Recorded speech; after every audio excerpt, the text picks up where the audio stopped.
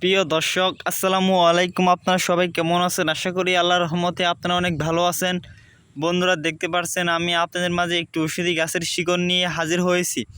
বন্ধুরা, এই আমার হাতে যে ঔষধি গাছটি আপনারা দেখতে পাচ্ছেন, এই ঔষধি গাছের শিকড়টি বন্ধুরা এই ঔষধি গাছের শিকড়টি আপনাদের যাদের অনেক শরীর ব্যথা করে বা শরীর ব্যথার কারণে কিন্তু আপনারা অনেক সমস্যায় পড়ে গেছেন, বা শরীর ব্যথার কারণে কিন্তু আপনারা শান্তি মতো ঘুম পাড়তে পারেন না, বা আপনারা কিন্তু অনেক সমস্যায় পড়ে গেছেন, তাদের জন্য এই ঔষধি গাছের শিকড়টি নিয়ে হাজির হয়েছি। বন্ধুরা, এই শিকড়টি যদি আপনারা যাদের মাজা ব্যথা করে এবং শরীর ব্যথা করে তারা যদি একটি তাবিজ দিয়ে যদি আপনাদের কোমরে ধারণ করেন, তাহলে আপনাদের মাজা ব্যথা শরীর ব্যথা দূর হয়ে যাবে। এই ঔষধি গাছের শিকড়টি বহু পরীক্ষিত।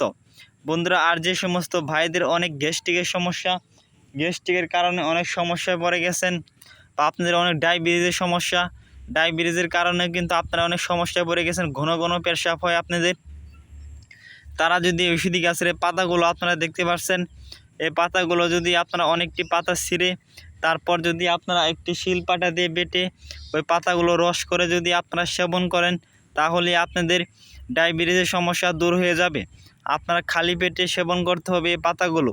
খালি পেটে সেবন করলেই আপনাদের ঘন ঘন ডায়াবেটিসের সমস্যা দূর হয়ে যাবে। এই পাতাটি বহু পরীক্ষিত। এই ঔষধি গাছটিকে আপনাদের অঞ্চলে কী নামে ডেকে থাকে বন্ধুরা, অবশ্যই কমেন্টে জানিয়ে দেবেন।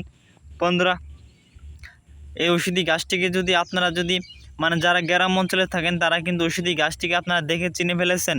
এই ঔষধি গাছটিকে আপনারা কোথায় পাবেন?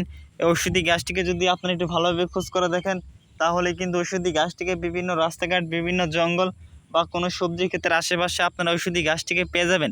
বন্ধুরা, আমাদের ভিডিওটি ভালো লাগলে অবশ্যই আমাদের চ্যানেলটি সাবস্ক্রাইব করে দিয়ে আমাদের সাথে থাকবেন। ধন্যবাদ সবাইকে। আসসালামু আলাইকুম।